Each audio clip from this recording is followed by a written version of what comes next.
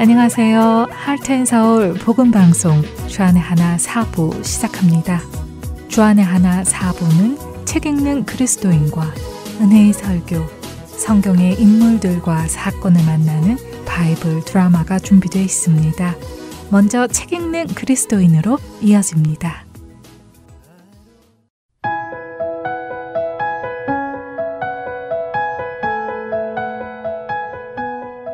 애청자 여러분 안녕하세요. 성도들에게 추천해드릴 만한 신앙서적을 읽고 성도의 삶 속에서 생각해볼 주제를 나누는 시간 책 읽는 그리스도인 진행의 김명아입니다. 존 파이퍼 목사님이 쓰신 삶을 낭비하지 마라라는 책을 주제로 이야기를 나누고 있습니다. 한국 속담에는 콩 한 쪽도 나누어 먹는다라는 말이 있습니다. 콩은 매우 작은 곡물이지요. 그렇게 작은 콩의 한쪽이라도 이웃과 나누어 먹는다는 말은 작은 것도 함께 나누는 것이 미덕이며 한 공동체 안에서 서로 돕고 사는 게 중요하다는 것을 의미하는 말입니다. 사실 사람들은 자신에게 충분한 것이 있어야 또는 남는 것이 있어야 남에게 나누어 줄 수 있다고 생각하기도 하지만 상대를 사랑하는 마음만 있다면 적은 것도 나눌 수 있다는 것을 이 속담은 알려줍니다. 하나님께서도 성경 속 여러 곳곳에서 우리에게 어려운 이웃을 돌보아주고 가진 것을 나누어 주라고 하십니다. 누가복음 3장 11절에서는 요한이 대답하여 이르되 옷 두 벌 있는 자는 옷 없는 자에게 나눠줄 것이요 먹을 것이 있는 자도 그렇게 할 것이니라 라고 말씀하고 계시고 요한일서 3장 17절에서는 누가 이 세상의 재물을 가지고 형제의 궁핍함을 보고도 도와줄 마음을 닫으면 하나님의 사랑이 어찌 그 속에 거하겠느냐라고 물으십니다. 그런데 이 나눔이라는 것이 단순히 물질을 나누는 것에만 국한되지는 않습니다. 우리는 나눌 수 있는 대로, 아니 때로는 나눌 수 없을 것 같은 상황 속에서마저도 우리가 가진 것을 나누어야 합니다. 그것은 배고픈 사람에게 음식을 나누어 주는 것이 될 수도 있고 외롭고 위로가 필요한 사람에게 시간을 내어 그의 이야기를 들어주고 함께 공감해 주는 것이 될 수도 있습니다. 또한 우리의 재능을 나누어 줄 수도 있지요. 그런데 우리 크리스천들에게는 우리가 가진 것들 중 그 어느 것보다 반드시 나누어야 하는 것이 있습니다. 그것은 바로 예수 그리스도의 복음입니다. 우리가 살아가면서 우리와 가장 많은 시간을 보내는 사람은 가족 다음으로 아마도 직장 동료가 아닐까 싶습니다.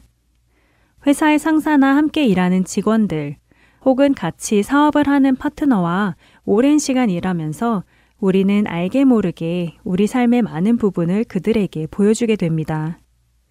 그리고 그 중에는 예수님을 믿지 않는 사람들이 덜어 있을 수도 있지요. 그러고 보면 일터는 단순히 일을 하고 돈을 버는 곳이라고만 볼 수는 없을 것 같습니다. 내가 속한 나의 직장이 예수 그리스도의 복음을 전해야 할 사명의 장소가 될 수 있는 것이죠. 세상 사람들은 자신들이 필요한 것 이상으로 갖고 싶은 것, 먹고 싶은 것, 그리고 누리고 싶은 것을 충족시키기 위해 일을 합니다. 자신이 사랑하는 가족을 위해 일을 하고 은퇴 후에 편안히 쓸 노후 자금을 모으기 위해서 일을 하지요. 혹은 더 높은 명예와 성공을 쫓아 밤낮 쉬지 않고 일을 하는 사람들도 있습니다. 자신의 유익을 위해 부지런히 사는 것이 똑똑한 삶이고 닮고 싶은 모습이라고도 말합니다. 하지만 우리 그리스도인들은 세상 사람들과 다른 목적을 가지고 일을 해야 합니다. 존 파이퍼 목사님께서는 단순히 당신의 수입으로 살 수 있는 썩을 양식에 눈을 두지 말라. 사람들을 사랑하고 하나님을 높이기 위해 수고하라. 당신의 일을 통해 사람들을 복되게 할 새로운 방법을 모색하라. 이익부터 따지는 자세를 버리고 어떻게 하면 당신의 상품이나 섬김으로 사람들을 도울 수 있을지를 먼저 생각하라 라고 우리에게 도전하시지요.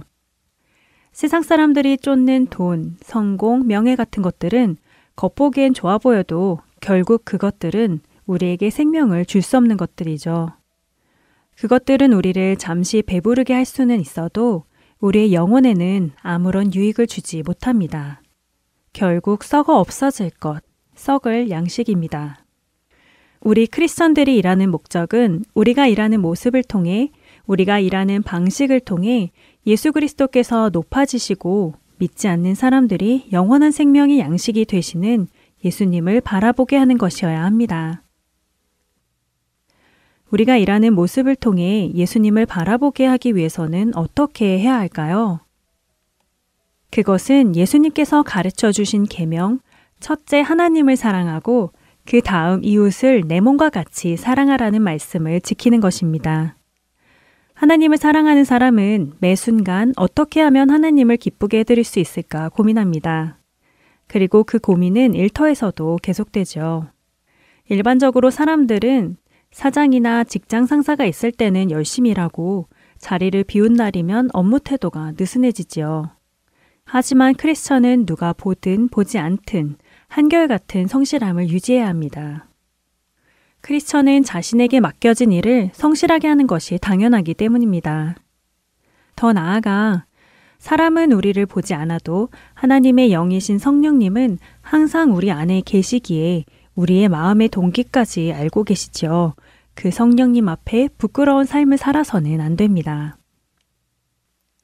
또한 크리스천들은 실수를 했을 때도 변명하거나 남을 탓하지 않고 자신이 한 실수를 정직하게 인정하고 책임지려는 태도를 가져야 합니다. 사업체를 운영하는 주인은 때때로 손해를 감수하더라도 잘못된 영업 방식을 개선하거나 고객에게 불리한 조건을 바로잡는 선택을 해야 합니다. 하나님께서는 우리가 일터에서 어떻게 일하는지 관심을 갖고 계시기 때문입니다. 얼마나 많이 일했는지, 얼마나 좋은 성과를 내었는지를 보시는 것이 아니라 어떤 마음으로 일했는지를 보십니다. 왜냐하면 그것이 곧 우리의 믿음이 머릿속에만 있는 것인지 아니면 실제적인 믿음인지를 구분할 수 있는 좋은 기준이 되기 때문입니다. 무슨 일을 하든지 마음을 다하여 주께 하듯 하고 사람에게 하듯 하지 말라. 이는 기업의 상을 주께 받을 줄 아나니 너희는 주 그리스도를 섬기느니라. 골로새서 3장 23절부터 24절 말씀을 통해 말씀하시지요. 우리가 사람이 아닌 하나님을 바라보며 성실하게 일하고 하나님의 마음을 닮아 진실되고 정직하게 일하기로 다짐할 때 하나님께서는 기뻐하실 것입니다. 그리고 이것이 그리스도를 섬기며 주님을 높이기 위해 수고하는 자의 모습일 것입니다. 예수님께서는 마태복음 5장 14절부터 16절을 통해 우리 그리스도인들이 세상에 비치며 사람들이 우리 그리스도인들의 착한 행실을 보고 하늘에 계신 하나님 아버지께 영광을 돌리게 하라고 하셨습니다. 나의 가게에 찾아온 도움이 필요한 손님, 영어가 서투른 손님에게 주문을 재촉하기보다는 충분히 설명해주고 그들의 속도에 맞추어 응대해주는 선의의 모습. 물가가 올라도 기존의 품질을 떨어뜨리지 않고 상품을 제공하려는 정직한 모습. 그리고 새로운 직원이나 파트타임으로 일하는 어린 직원에게도 따뜻하고 친절히 업무에 대해 설명하고 존중해주는 배려의 모습까지 이처럼 우리가 일터에서 실천할 수 있는 사랑의 모습은 생각보다 다양합니다. 우리는 착한 일을 통해 이웃에게 선한 영향력을 줄 수 있습니다. 그리고 그렇게 우리가 주어진 자리에서 성실히 일하고 신실하게 사람들을 섬길 때 하나님께서 우리에게 예수 그리스도의 복음을 전할 기회를 주실 것을 기대해야 합니다. 그리고 기회를 주셨을 때 복음을 제대로 전할 수 있도록 준비해야 합니다. 그것이 바로 하나님께서 우리를 그곳에 두신 이유이며 우리가 삶을 낭비하지 않는 가장 분명한 방법입니다. 우리가 하는 일이 단순한 생계수단을 넘어서 누군가를 예수님께 인도하는 도구가 될 수 있다면 그것만큼 복되고 의미 있는 일이 또 있을까요? 오늘 나눈 이야기들이 여러분의 일터를 그리고 여러분의 일상을 새로운 시선으로 바라보게 되는 계기가 되기를 바랍니다. 우리가 섬기는 모든 자리에서 예수 그리스도를 드러내고 그분의 향기를 발하여 썩을 양식이 아닌 영원한 생명을 나누는 귀한 통로가 되시기를 축복합니다. 책 읽는 그리스도인 마칩니다.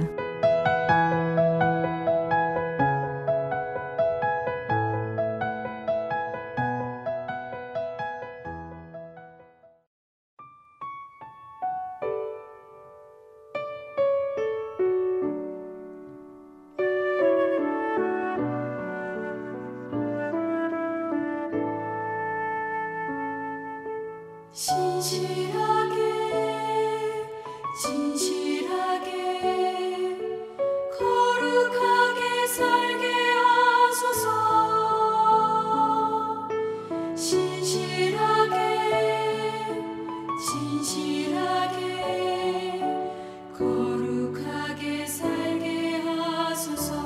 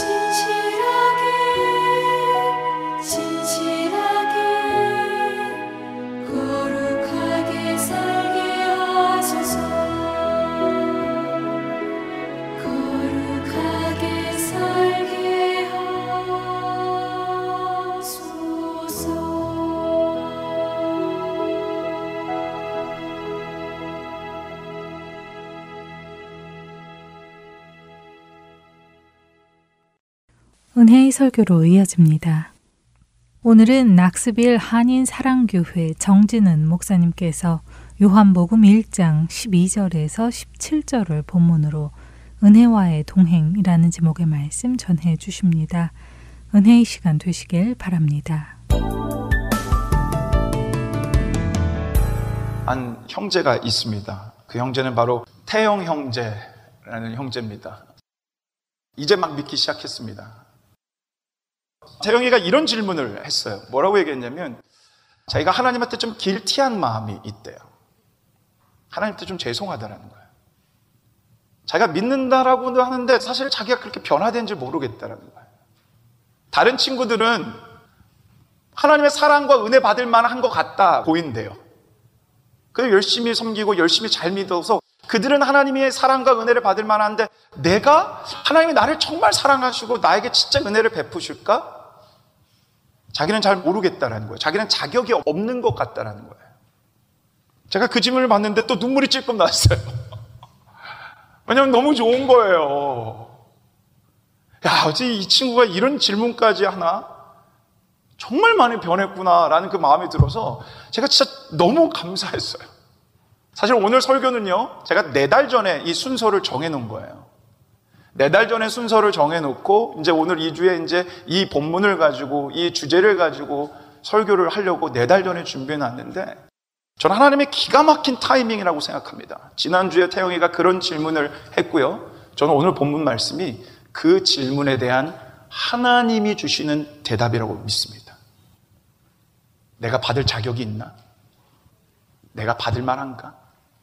오늘 우리 하나님이 태영이에게 또 여러분에게 그 질문에 뭐라고 답하는지 우리 한번 이 본문 가운데 들어가서 귀 기울여 봤으면 좋겠습니다. 여러분과 오늘 제가 읽었던 책은 요한복음이라는 책입니다. 여러분, 이 책의 목적은 다름 아닌 예수님이 누구신지를 알려주기 위해 쓴 거예요. 그러니까 오늘 우리가 읽었던 이 1장 12절 17절 말씀, 당연히 예수님이 누구신지를 말씀해주고 있고 그분을 소개하는 말씀입니다. 근데 그분을 소개하면서 여러분 방금 저랑 읽었잖아요. 가장 많이 나오는 단어가 있습니다. 이게 아마 가장 많이 나와서 여러분이 바로 알 것 같은데 뭐죠? 센스 있으면 바로 아시겠죠? 뭡니까? 은혜라는 단어입니다. 가장 많이 나오는 반복 4번이나 나오고요. 16절 17절에 보면 여기서 3번 나오지만 4번 나오고요. 한 번은 비교급까지, 은혜 위에 은혜, 비교급까지 사용하면서 은혜가 무엇인지를 강조해서 보여줘요. 그리고 14절에 우리에게 이렇게 말씀합니다. 자, 예수님에 대해 소개하며 이렇게 말씀합니다. 14절 우리 함께 읽겠습니다. 시작. 말씀이 육신이 되어 우리 가운데 거하심에 우리가 그의 영광을 보니 아버지의 독생자의 영광이요 은혜와 진리가 충만하더라. 아멘. 처음에 말씀이 뭐라고 하냐면 육신이 되어 우리 가운데 거하신다라고 하는 거예요. 그러니까 예수님이 인간의 몸을 하시고 내려오셔서 우리 안에 거하셨다라는 예수님을 소개하고 있는 거죠. 예수님은 영광이래요. 그분 자체가 영광이래요. 그리고 그분이 뭐와 뭐가 충만하다고 말씀합니까? 은혜와 진리. 진리는 변하지 않는 것, 하나님의 말씀을 의미하거든요. 근데 오늘은 은혜에 집중할 거니까 은혜에 대해서 한번 보자고요. 그러니까 기본적으로 예수님께서는 은혜가 충만한 분이다. 그 충만한 은혜를 가지고 우리 가운데 거하신다라고 말씀하고 있는 거예요. 여러분, 예수님은 기독교의 주인이십니다. 근데 그 주인이신 예수님을 소개할 때 은혜가 충만한 분이라고 소개하고 있어요. 그러면 여러분, 우리가 잘 생각해야 되는 건 기독교를 여러분이 알기 위해서, 참되게 기독교를 알고 믿기 위해서 이 은혜가 무엇인지를 제대로 알지 못하고는 절대로 never 기독교를, 예수님을, 우리의 신앙을 제대로 알 수 없다는 거예요.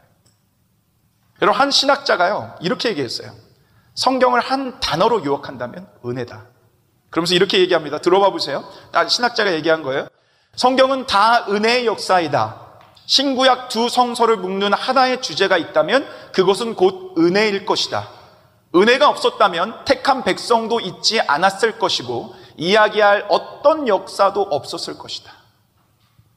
여러분, 성경의 주인공은 예수님이거든요. 신구약의 모든 메시지는 예수님을 향해 있거든요. 근데 그 예수님을 설명하며 그분은 은혜가 넘치는 분이라고 소개하고 있어요. 성경 자체가. 그렇다면 여러분, 우리가 분명하게 해야 되는 건 은혜가 무엇인가?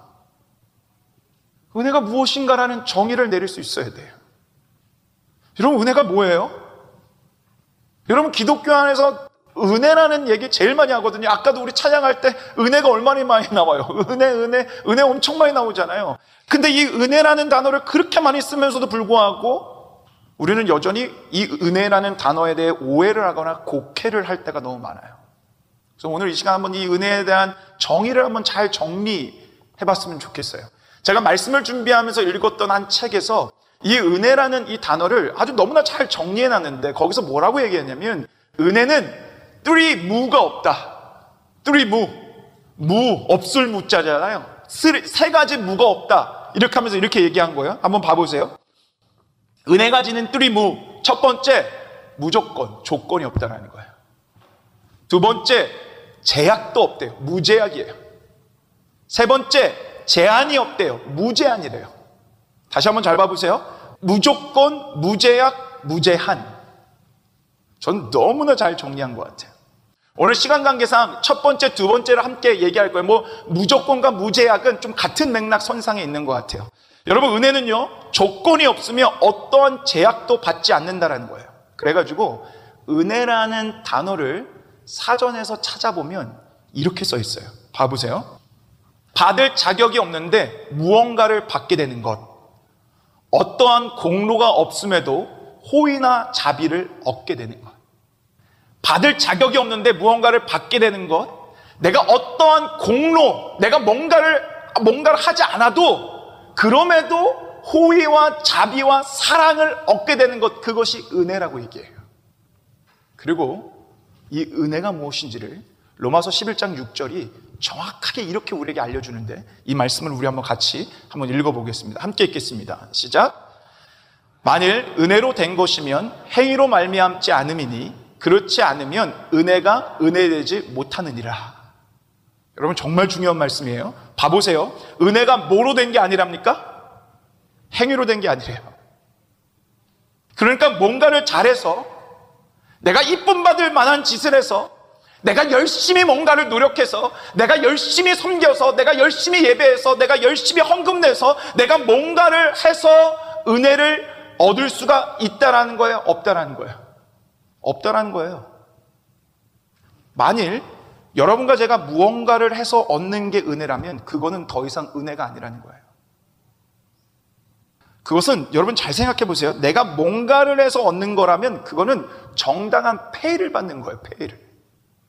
정당한 대가를 받는 거예요. 그건 대가를 받는 거지 은혜를, 내가 페이를 받는 거지 은혜가 아니라는 거예요. 은혜란 아무 자격 없는 내게 아무 조건과 아무 제약 없이 베풀어 주시는 하나님의 사랑, 이것이 은혜라는 거예요. 여러분, 그래가지고요, 여러분과 저는요, 예수님을 믿는 순간부터 바로 이 은혜라는 하나님의 나라에 들어오게 된 거예요.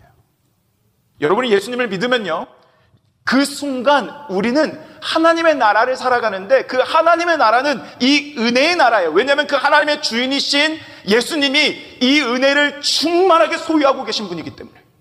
그래서 우리는 믿는 즉시 은혜의 나라를 살아갑니다. 근데 여러분, 문제가 있어요.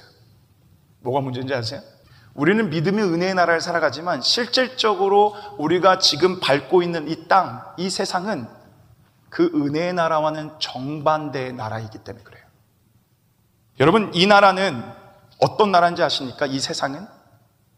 여러분, 이 세상은 기본적으로 give and take의 나라예요. 무슨 나라라고요? give and take. 모든 것이 give and take의 법칙으로 되어 있어요. 그러니까 무언가를 얻기 위해서 분명히 무언가를 줘야 되는 거예요. 그래서 여러분, 이 세상에는 공짜가 없다라고 얘기하는 거예요. There's no 공짜, you know? 여러분, 생각해 보세요. 세상에는 정말 공짜가 없어요. 여러분, 우리가 공짜라고 착각하는 거, buy one get one free, 이게 공짜인가요? 하나를 얻기 위해서 뭐 해야 되는 거예요? 하나를 사야 되는 거예요. 그건 공짜가 아니에요. 대가를 지불한 거지. 그래서 여러분, 제가 오늘 여러분에게 아주 고급진 라틴어를 하나 알려드릴 거예요. 오늘은 여러분 이 라틴어 하나를 잘 외우고 가면 좋을 것 같아요. 이게 굉장히 고급진 단어고요. 여러분이 이 라틴어를, 이 단어를 알면, 특별히 유럽을 가서 그냥 유럽 사람한테 이 라틴어를 얘기하면 굉장히 여러분을 수준 높은 사람으로 봅니다. 그래서 이걸 알고 그냥 가다가 그냥 이 얘기를 하시면 되는 거예요. 그 단어가 이건데 한번 봐보세요. 한번 읽어보시겠어요? 어떻게 읽어야 될지 모르겠죠. Do utes 라는 거예요. 다시 한번 따라해 볼까요? 한번 같이 시작. Do utes. 여러분 이 수준 있는 사람이지. Do utes. 여러분, 이 단어는요, 로마 시대에서부터 시작돼서 유럽 전역에 퍼져 있는 하나의 사상인데요. 이 뜻이 뭔지 아십니까? 이 뜻이 이런 뜻입니다. 봐보세요. 내가 줌으로 너도 준다. 뭐예요? give and take예요. 이 사상이요, 2000년 역사 속에 동서고금을 막론하고 이 세상을 지배한 사상이에요. give and take. 너 줘, 나도 줘. 너 받고 싶어? 줘. 그래서 이 단어만 써도요, 여러분, 유럽 사람들은 고상한 사람이라고 생각하는 거예요. 그 사상이 거기에 젖어 있는 사상이니까. 그래서 여러분 이 세상엔 공짜가 없는 거예요. 그래서 여러분 우리는 공짜 준다 그러면 의심부터 하는 거예요. 얘 왜 이러지? 나한테 뭔가 바라는 게 있나? 이거 혹시 독 든 거 아니야? 여러분 우린 공짜라고 하면 값어치도 없다라고 생각해요. 이 사상 가운데 있어서. 그래서 여러분 중요한 게 있어요. 여러분 잘 들어봐 보세요. 그래서 이 세상은 예수님을 믿는 게 어려운 거예요. 도우테스, give and take의 세상 속에서 예수님을 믿는 게 어려운 거예요. 예수님은 그 사상을 철저하게 무너뜨렸거든요. 예수님은 너 아무것도 안 해도 내가 너 구원해 줄게. 예수님은 너가 나에게 주지 않아도 내가 너에게 줄게. 그냥 믿기만 하면 천국 간다니까 믿을 수 없는 거예요. 여러분 모든 세상과 모든 종교는요 다 doing something을 외쳐요. Do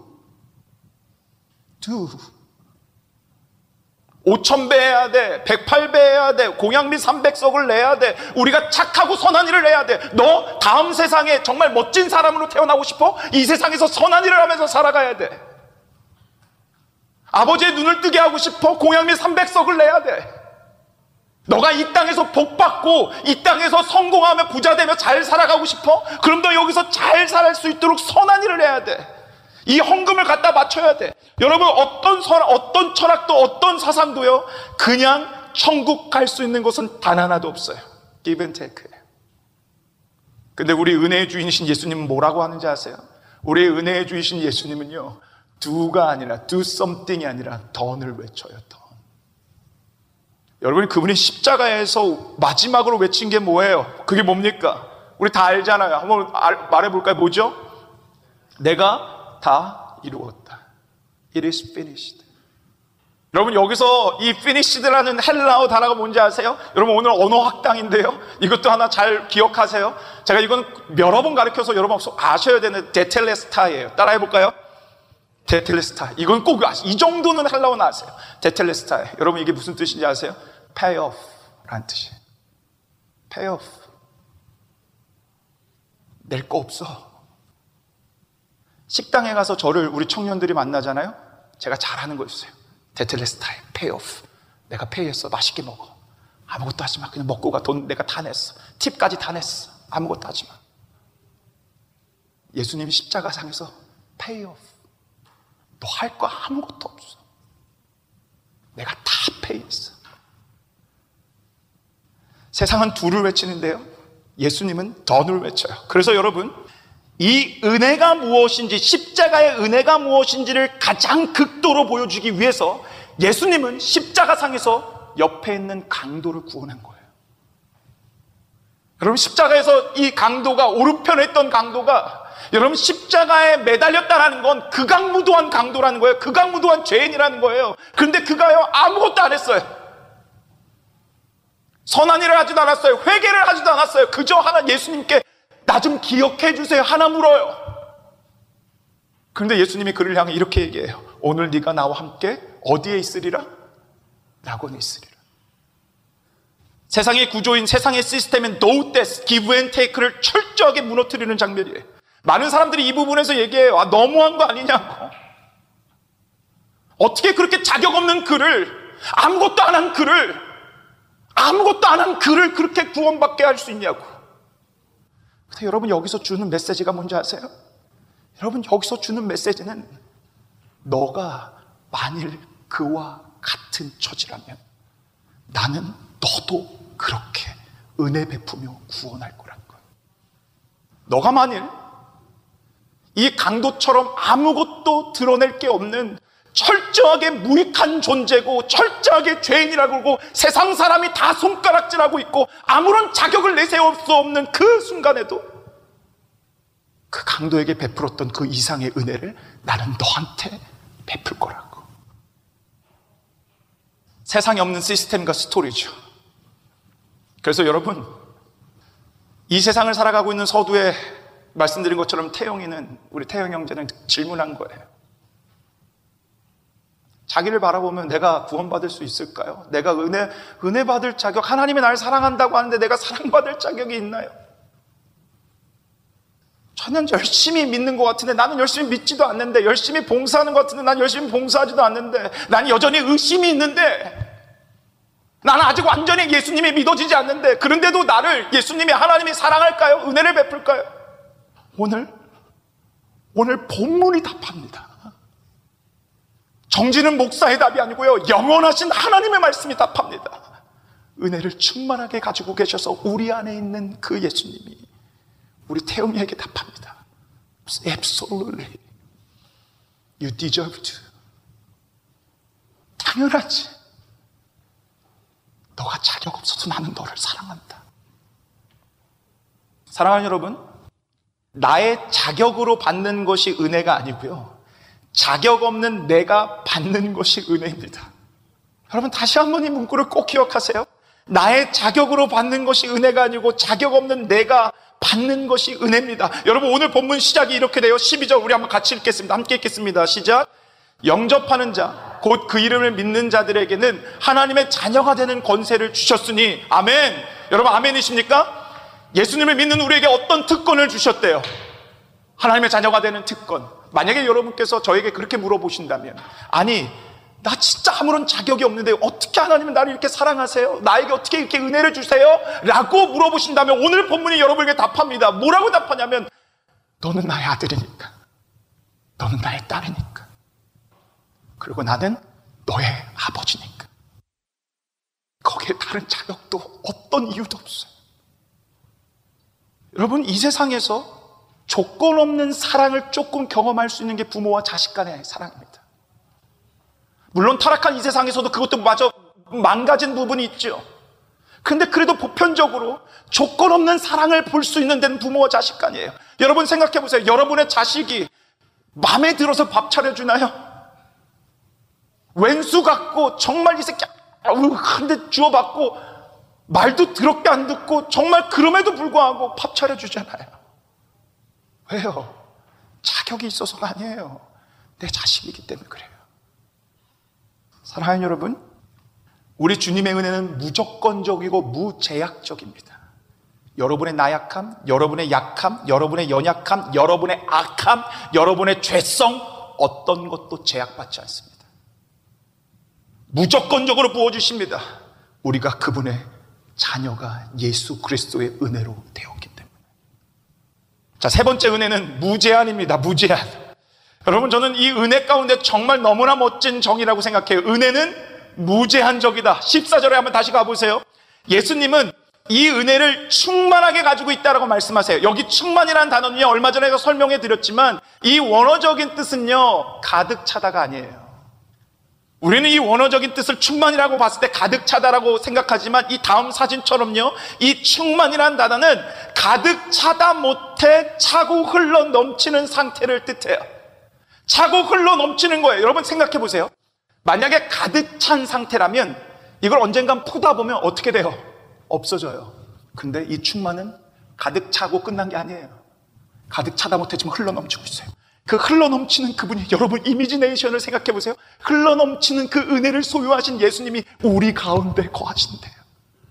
그분이 퍼지 않아도, 우리에게 주지 않아도 그분이 우리 안에 있으면 그 은혜가 우리 가운데 흘러 넘친다는 거예요. 우리가 그 은혜를 푸고 또 퍼도 돌아보면 다시 차고 흘러 넘치고 있다는 거예요.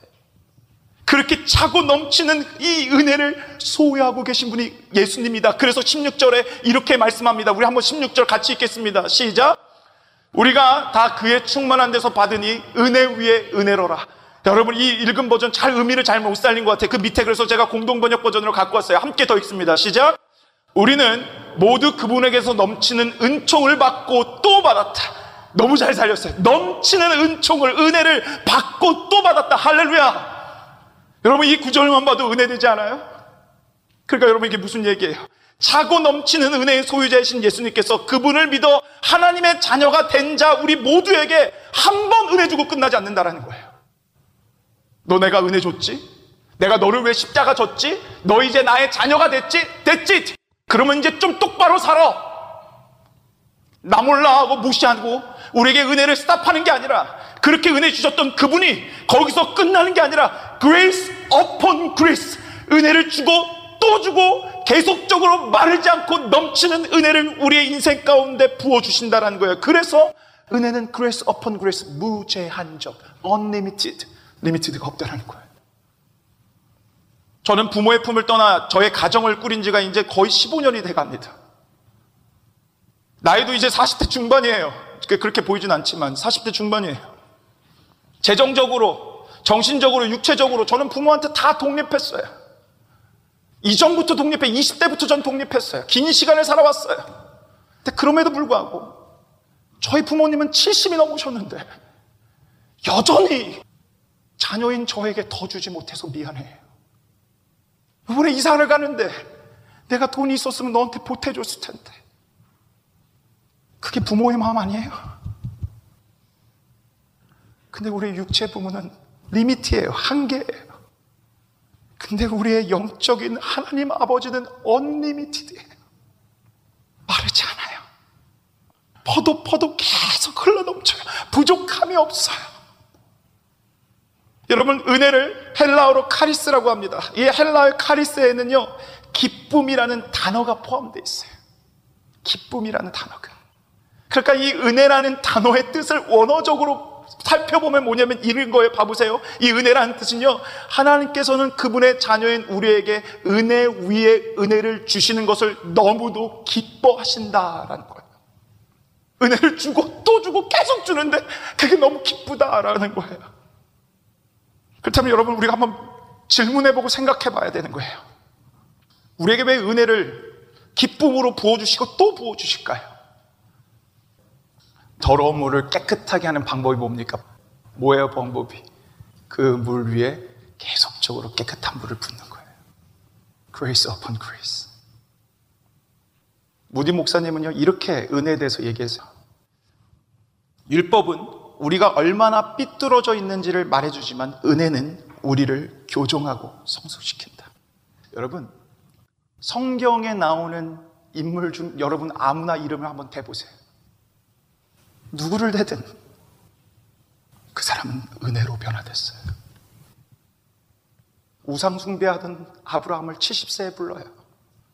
하나님이 그를 부르셨어요. 그에게 수많은 기적과 이적과 은혜를 부어줘요. 보호해주세요. 전쟁에 승리케 해요. 그들을 창대케 만들어요. 근데 그는 계속 넘어져요. 아내를 자기가 죽을까봐 누이 동생이라고 속여요. 그리고 10년 뒤에 똑같은 죄를 또 져요. 자기가 살려고. 그런데 그 부족한 아브라함에게 끊임없이 하나님의 은혜가 부어집니다. 끊임없이 넘어질 때마다 끊임없이 하나님의 은혜가 부어집니다. 그리고 그는 결국 믿음의 아비가 됩니다. 태영이에게 그렇게 얘기했어요. 태영아, 나는 예수 믿은 지 40년이 넘었어. 근데 나는 여전히 하나님의 은혜를 받을 자격이 없어. 태영아, 나는 목사인데 여전히 나는 이 은혜를 받을 자격이 없어. 그래서 나한텐 하나님의 은혜가 스틸 필요해. 받을 자격이 없어서 저는 40년이 넘게 예수님을 믿었는데 그래도 예수님의 은혜가 필요한 사람이에요. 사람들이 이렇게 얘기합니다. 은혜를 잊지 말라고. 부모의 은혜를 잊지 말라고. 하나님의 은혜를 잊지 말라고. 맞죠? 우리가 배은망덕하면 안 되죠. 은혜를 기억하며 갚으며 살아야죠. 그런데 저는 오늘 말씀을 붙잡고 여러분에게 그렇게 얘기하고 싶어요. 잊으면 좀 어때요? 여러분 가운데 부모의 그 키워준 은혜를 여전히 기억하며 그 은혜 때문에 여러분 부모에게 정말 효도하는 사람이 지금 몇이나 돼요? 여러분, 우리 그렇잖아요. 우리는 망각의 존재잖아요. 우리는 조금만 있으면 다 잊어버리잖아요. 우리가 은혜를 잊는 그 순간에도 하나님은 또 은혜를 부어주실 겁니다. 내가 은혜를 잃어버려서 또 개차반으로 내가 살아가는 그 순간에 하나님은 또 은혜를 부어주셔서 다시금 그에게 내가 지금까지 은혜로 이렇게 살아왔지. 난 은혜 없으면 안 되는 자지. 또 잊고 살아가는 그에게 또 찾아가서 또 은혜를 부어주셔서 다시 은혜 앞에 감사를 고백하게 만드는. 그래서 결국 우리도 이 고린도전서 15장 10절 같은 고백을 할 수밖에 없는 자로 만들어 주실 거라 믿습니다. 이 고백 함께 고백하겠습니다. 시작.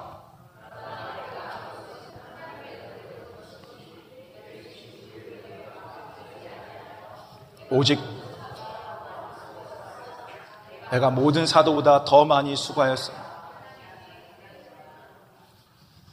내가 한 것이 아니라 오직 나와 함께 하신 하나님의 은혜로다. 우리 오장로님 저번에도 말씀드렸지만 80이 넘으신 저분이 항상 저에게 하시는 말씀, 돌아보니 단 한 개도 하나님의 은혜가 아니었던 게 없습니다. 여러분과 저 잊어도 또 잊어도 결국 은혜 위에 은혜가 우리를 이렇게 고백하게 만들어 줄 것입니다. 여러분, 우리는 지금 하나님과의 동행이라는 말씀을 나누고 있습니다. 우리는 그분과 평생 동행할 것입니다. 왜냐하면 그분이 평생 우리를 떠나지 않고 영원히 함께 하실 것이기 때문에. 여러분 믿으십니까? 그러기에 오늘 이 말씀을 들고 여러분이 한 가지를 분명히 보고 믿게 되기를 소망합니다. 잘 들으세요. 하나님과의 동행은 곧 은혜와의 동행입니다. 하나님과의 동행은 곧 은혜와의 동행입니다. 넘치도록 은혜를 소유하고 계신 그분이 그분의 자녀인 여러분과 저의 인생 어디를 가든 어떤 상황이든 말하지 않게 자격이 없어도 조건이 없어도 제약적이어도 그보다 넘치는 그 은혜가 우리에게 계속 부어질 것입니다. 그래서 하나님과 영원토록 동행하는 우리의 삶은 은혜와의 동행입니다. 저는 이 말씀이 여러분의 오늘 영안을 뜨게 해서 여러분이 어느 순간에 있든 내가 은혜와의 동행을 하고 있다라고 보게 되는 그 말씀이 되기를 예수 그리스도의 이름으로 간절히 축복합니다.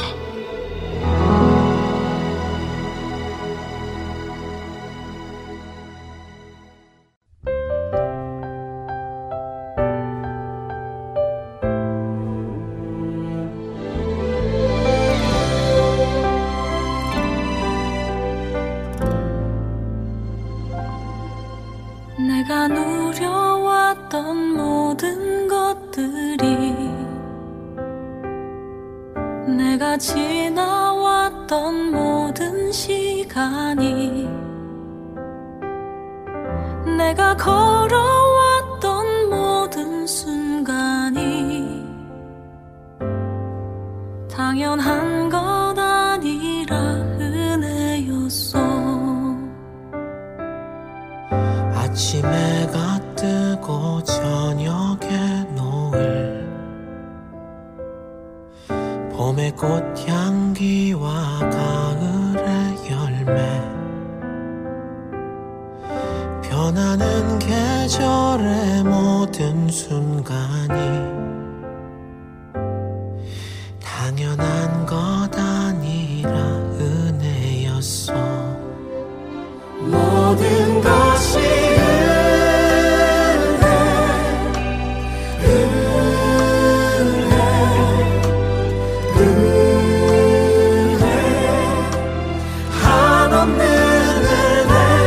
내 삶에 당연한 것 하나도 없었던 것을 모든 것이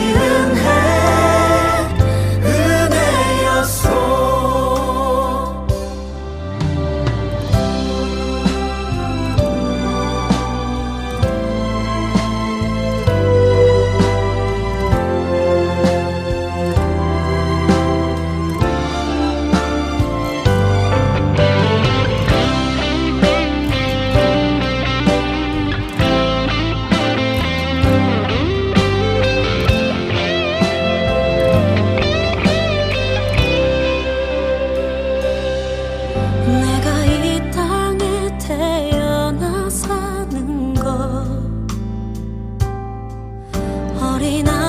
시절과 지금까지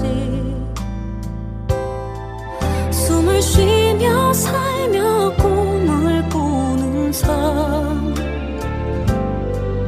당연한 것 아니라 은혜였소.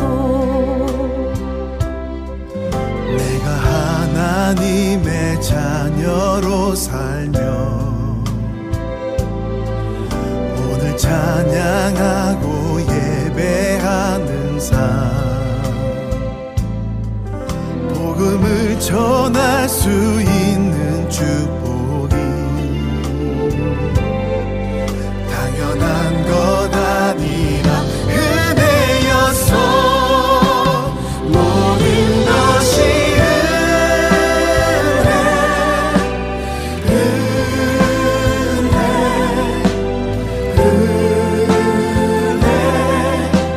한없는 은혜, 내 삶에 당연한 건 하나도 없었던 것을 모든 것이 은혜여서 모든 것이 은혜 한없는 은혜, 내 삶에 당연한 건 하나도 없었던 것을 모든 것이 은혜여서 모든 것이 은혜여서 모든 것이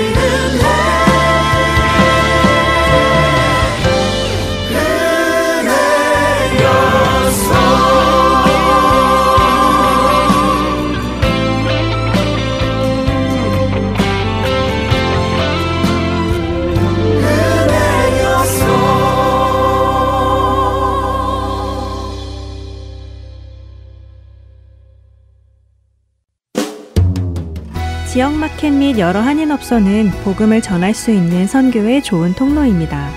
유태주에는 현재 한인들이 5,000명 정도 살고 계시다고 합니다.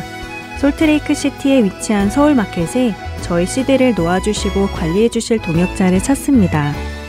매주 혹은 한 달에 2번 정도 방문하여 CD를 배치해주실 수 있는 분은 연락주세요.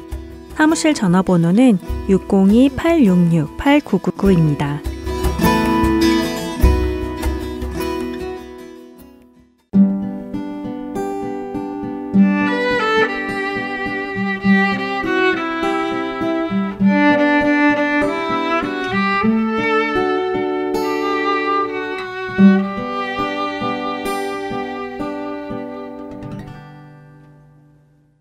성경 속의 인물들과 사건을 만나는 바이블 드라마로 이어집니다.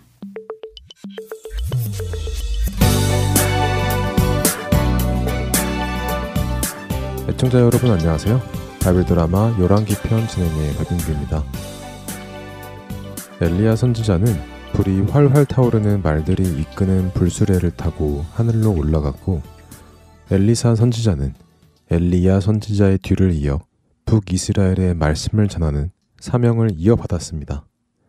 그런데 여리고의 선지자들은 하나님께서 엘리야 선지자를 하늘로 데리고 가셨을 것이라는 생각을 하지 못하고, 바람에 들려 올랐던 엘리야 선지자가 어딘가에 떨어졌을 것이라 생각하며 자신들이 엘리야 선지자를 찾아오겠다고 했지요. 자네들은 엘리야 선지자님을 찾을 수 없을 것일세. 그러니 굳이 시간 낭비하지 말게나. 엘리사 선지자님, 하지만 엘리야 선지자님께서 어딘가에 떨어져서 부상이라도 당하셨다면 어떻게 합니까? 누군가 도움을 주러 와주기를 기다리고 계시지 않겠습니까? 부디 저희의 마음도 좀 이해해 주십시오. 자네들이 이토록 간청을 하니 내 더 이상 막을 수가 없군. 알겠네. 가서 찾아보게나. 단 사흘 정도만 찾아보게. 그리고 찾지 못하면 돌아오도록 하게. 네, 그러겠습니다. 이렇게 하여 여리고의 선지자 50여 명이 엘리야 선지자를 찾으러 그 지역을 샅샅이 뒤지기 시작했습니다.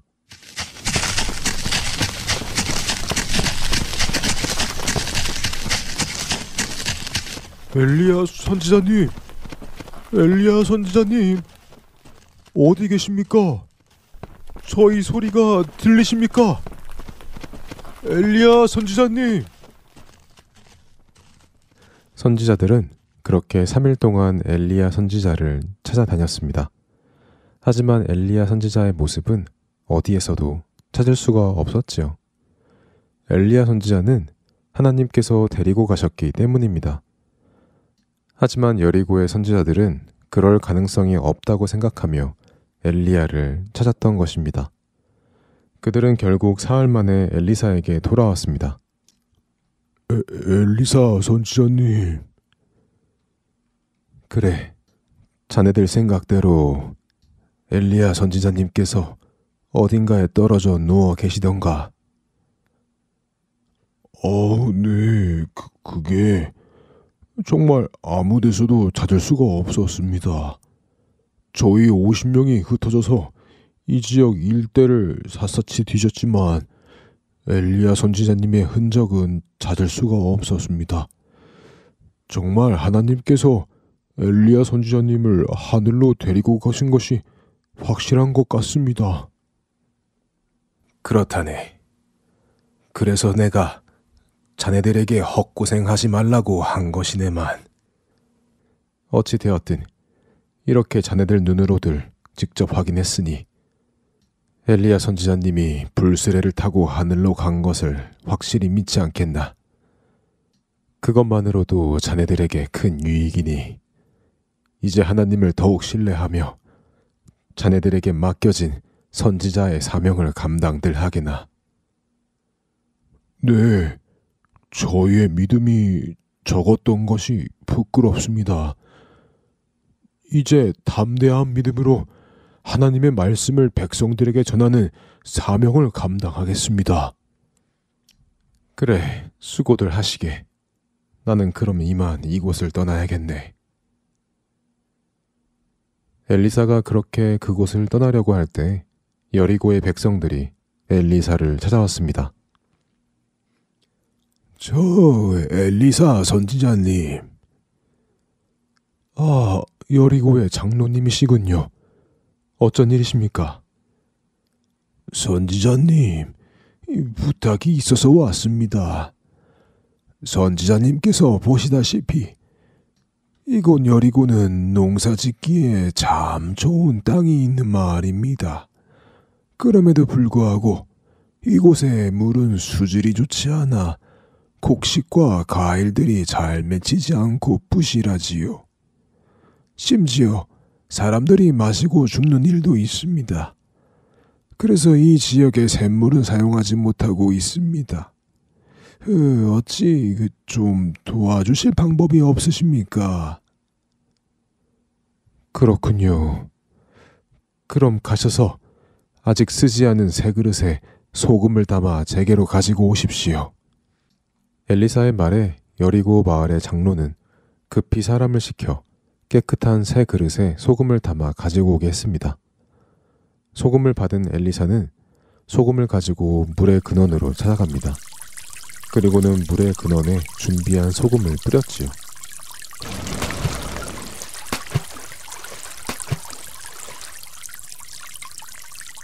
자, 여러분. 하나님께서 이 물을 고치셨다고 말씀하셨습니다. 그러니 이제부터 다시는 이 물을 마시고 죽는 사람도 없을 것이고 이제부터는 농산물도 좋은 열매를 맺을 것이라 하셨습니다. 하나님을 믿고 이제부터 하나님 안에서 농사를 지으며 살아가십시오. 아이고, 감사합니다. 엘리사 선지자님, 우리에게 생명을 주셨군요. 감사합니다요. 여리고의 물은 엘리사가 전한 말처럼 그 이후에 온전히 고쳐져서 사람들이 마시고 힘을 얻고 많은 열매들이 맺히게 되었습니다. 감사해야 하는 여리고 사람들을 뒤로하고 엘리사 선지자는 베델로 향해 올라갑니다. 당시 북이스라엘은 아합 왕 이후로 우상을 섬기는 것이 아주 심각하게 퍼져나갔지만 그 중에서도 베델은 우상 숭배의 중심이었습니다. 엘리사는 그 베델로 다가갑니다. 바이블 드라마 열왕기편 다음 시간에 찾아뵙겠습니다.